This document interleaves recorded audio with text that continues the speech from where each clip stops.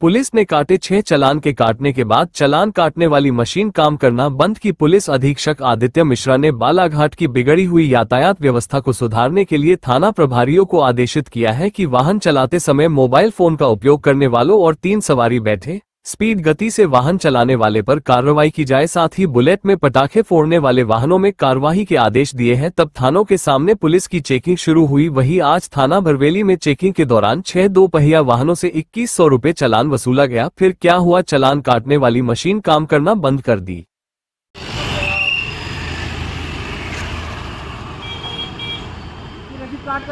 घूम रहे हैं।